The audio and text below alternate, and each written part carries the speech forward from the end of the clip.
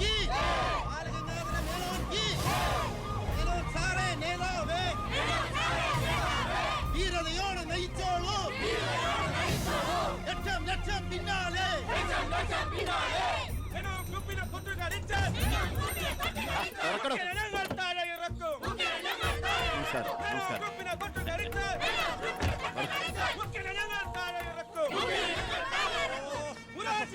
ഇവിടെ കിടന്ന് തൊണ്ട കീറിയിട്ട് ഒരു കാര്യവുമില്ല. മുഖ്യന്റെ മുമ്പിൽ ചെന്ന് വിളിക്കുക. അങ്ങനെ കേക്കട്ടെ.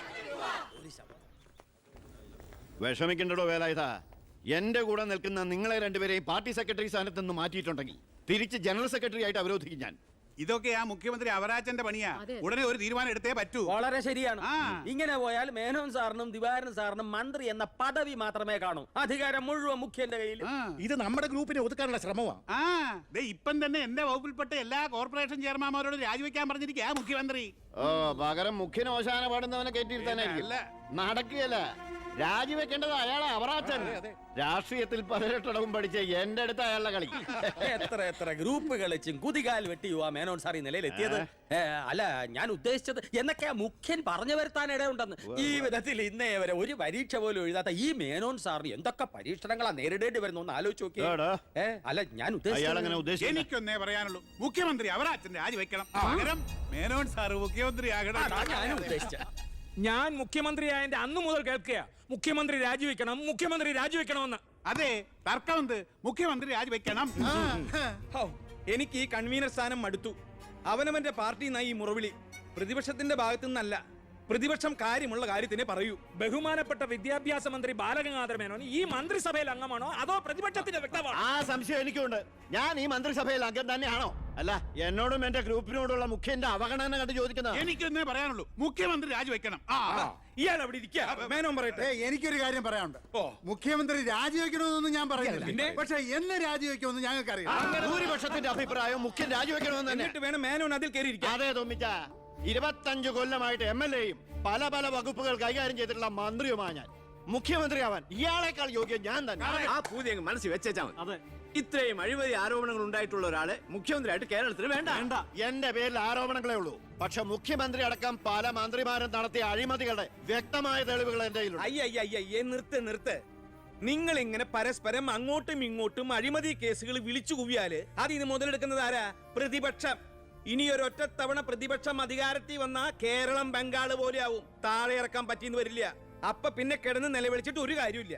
നമ്മൾ ജനങ്ങളെ നന്നായിട്ട് പറ്റിക്കുന്നവരാ. പരസ്പരം പറ്റിക്കാതിരുന്നാൽ കാലാവധി തീരുന്നത് വരെ നമുക്ക് ഭരിക്കാം. അതുകൊണ്ട് മുഖ്യമന്ത്രിയെ മാറ്റേണ്ട ഒരു കാര്യവും തൽക്കാലം ഇവിടെ ഇല്ല. എന്തൊക്കെ ന്യായം പറഞ്ഞാലും മുഖ്യമന്ത്രി രാജിവെച്ചേ പറ്റൂ. ദിവാകരത്താനിക്ക് ഇതല്ലാതെ വേറെ ഒന്നും പറയാൻ. ഈ മുഖ്യൻ ഈ രീതിയിൽ ഭരണം ഇനിയും തുടർന്നാൽ KDF അടുത്ത തെരഞ്ഞെടുപ്പിൽ പച്ച കൊടുക്കും. കൺവീനറെ, ഇതൊക്കെ പത്രക്കാരെയും TV-ക്കാരെയും വിളിച്ച് സർക്കാരിനെ കരിവാരി തേക്കാൻ ശ്രമിച്ചാൽ എനിക്കിതൊക്കെ ഹൈക്കമാൻഡിനോട് പറയേണ്ടി വരും. പേടിപ്പിക്കല്ലേ. എന്റെ ഗ്രൂപ്പിന്റെ ഹൈക്കമാൻഡ് ഞാൻ തന്നെ. അവറാജ, അധികകാലം മുഖ്യമന്ത്രി കസേരയിൽ സുഖമായിട്ട് ഇരിക്കാമെന്ന് കരുതണ്ട. മുഖ്യമന്ത്രിയെ കൊണ്ട് രാജിവെപ്പിച്ചേ ഞാൻ അടങ്ങും.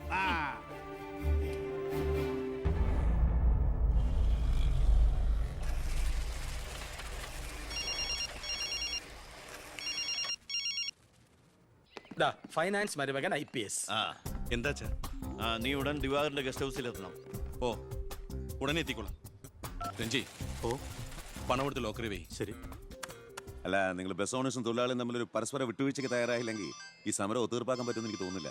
Excuse me. കളക്ടർ മരുമകൻ IAS. ഹലോ. ഞാൻ ഗസ്റ്റ് ഹൗസിലുണ്ടാവും. ശരി സാർ, ഞാൻ വരാം. അപ്പൊ ഈ ചർച്ച തൽക്കാലം ഇവിടെ അവസാനിപ്പിക്കാം. നിങ്ങൾ പരസ്പരം ഒരു ധാരണയിൽ എത്തിയ ശേഷം എന്നെ അറിയിക്കൂ. ഓക്കെ? മുഖ്യനെ മാറ്റാൻ എന്റെ കൂടെ നിൽക്കാമെന്ന് വാക്ക് തന്നതാ തൊമ്പൻ ചാക്കോ. താൻ ആരോപണം ഉന്നയിച്ചാൽ മതി, ഞാൻ പിന്തുണച്ചോളാമെന്ന് പറഞ്ഞിട്ട് എന്നിട്ടിപ്പം മീറ്റിംഗിൽ മുഖ്യന് വേണ്ടി വാദിച്ചിരിക്കുന്നു. അല്ലെങ്കിൽ അവരാച്ചൻ ഒഴിഞ്ഞു പോയനെ. നായി നടന്നോണ്ട് ഒരു കാര്യമില്ല. നായ്ക്ക് ഇരിക്കാനോട്ട് നേരമില്ല എന്ന് മുഖ്യം പറയുന്ന ഞാൻ ഉദ്ദേശിച്ചത്. മേനോ സാറ് മുഖ്യമന്ത്രിയാവുമെന്ന് ഞാൻ വെറുതെ സ്വപ്നം കണ്ടു. എല്ലാം കൈവിട്ട് പോയില്ലേ? ഇല്ല ജോസ്പേട്ട, കൈവിട്ടു പോയി എന്ന് കരുതിയ പലതും നമ്മൾ വെട്ടിപ്പിടിച്ചെടുത്തിട്ടുണ്ട്. ജോസ്പേട്ടന്റെ സ്വപ്നം ഫലിക്കും. അച്ഛൻ മുഖ്യമന്ത്രിയാകും. അത് മറ്റാരേക്കാളും കൂടുതൽ ആഗ്രഹിക്കുന്നവനാ ഞാൻ. കേട്ടോടാ ദിവാര, അണികൾ ഒരുപാട് പേര് പിന്നിലുണ്ടെങ്കിലും എന്റെ ശക്തി എന്ന് പറയുന്ന ഇവരാ എന്റെ മരുമക്കള്. ഈ IPS-ഉം ഈ IAS-ഉം. എന്റെ വാക്കനുസരിച്ച് ഇവര് നിന്നിട്ടുള്ളൂ. ഇവരോട് അഭിപ്രായം ചോദിച്ചിട്ടേ ഞാൻ പ്രവർത്തിച്ചിട്ടുള്ളൂ. അല്ലച്ചാ ഈ CM രാജിവെക്കാൻ തയ്യാറായില്ലെങ്കിൽ അച്ഛന്റെ ഗ്രൂപ്പിന് പാർട്ടി വിട്ടു പോകുന്നു. എടാ ഈ പാർട്ടി വളർത്തുക എന്നൊക്കെ പറഞ്ഞാലുണ്ടല്ലോ, കൂടെ നിൽക്കുന്ന ഒറ്റ ഒരുത്തനെ വിശ്വസിക്കാൻ കൊള്ളില്ല. വളരെ ശരിയാണ്. ഈ നിൽക്കുന്ന ദിവാരൻ സാറ് ഒരു മന്ത്രിസ്ഥാനം കളഞ്ഞിട്ട് വരില്ല. വരുമോ? അല്ല അത് പിന്നെ അറിയാടോ, മുന്നീന്നും പിന്നീന്നും കുത്ത് പ്രതീക്ഷിച്ചിട്ട് തന്നെ ആ കൂടെ കൊണ്ടു നടക്കുന്നു. ഞാൻ ഒഴിച്ച് അച്ഛാ ഒന്നിങ്ങോട്ട്. പാർട്ടി വിടുക എന്നൊക്കെ പറഞ്ഞാൽ മണ്ടത്തരവാ. CM രാജിവെച്ചൊഴിയേണ്ട ഒരു സാഹചര്യം ഇവിടെ ഉണ്ടാക്കിയാൽ നിങ്ങൾ എന്തുണ്ടാക്കാനും ശരി മുഖ്യമന്ത്രി രാജിവെക്കണം. എനിക്കതേ പറയാനുള്ളൂ.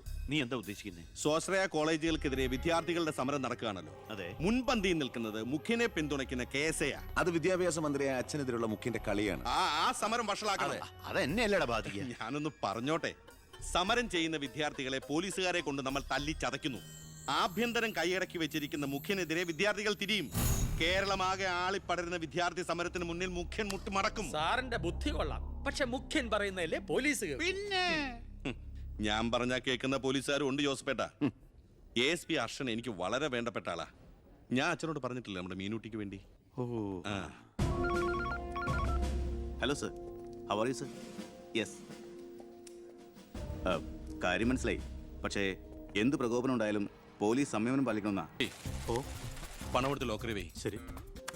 അല്ല നിങ്ങൾ ബസ് ഓണേഴ്സും തൊഴിലാളിയും തമ്മിലൊരു പരസ്പര വിട്ടുവീഴ്ചയ്ക്ക് തയ്യാറായില്ലെങ്കിൽ ഈ സമരം ഒത്തീർപ്പാക്കാൻ പറ്റുമെന്ന് എനിക്ക് തോന്നുന്നില്ല. Excuse me. കളക്ടർ മരുമകൻ IAS. ഹലോ. ഞാൻ ഗസ്റ്റ് ഹൗസിലുണ്ടാവും. ശരി സാർ, നീ വേണ്ട. ഞാൻ വരാം. അപ്പൊ ഈ ചർച്ച തൽക്കാലം ഇവിടെ അവസാനിപ്പിക്കാം.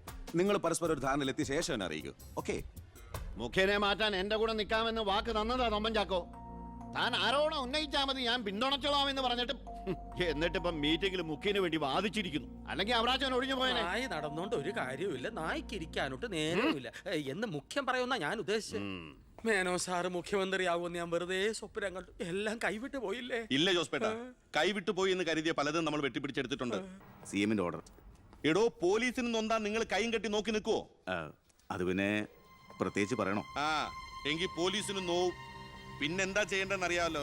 ഇതാണ് കുശാഗ്ര ബുദ്ധി. നിൽക്കുവോ? അത് പിന്നെ പ്രത്യേകിച്ച് പറയണോ? എങ്കിൽ പോലീസിന് നോവും. പിന്നെന്താ ചെയ്യേണ്ടെന്ന് അറിയാമല്ലോ. ഇതാണ് കുശാഗ്ര ബുദ്ധി.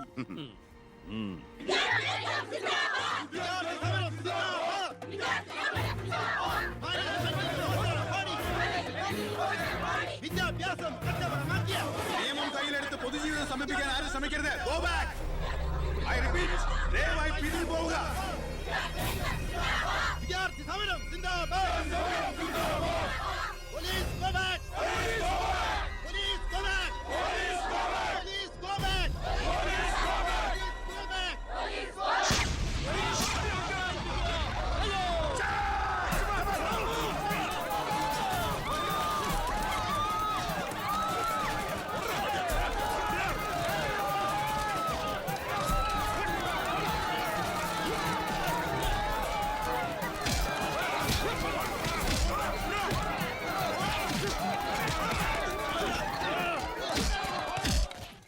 ഹലോ പവിത്ര, എന്തോ പോലീസ് പിള്ളേരെ തല്ലിച്ചതക്കിയത് എന്റെ മകളാ.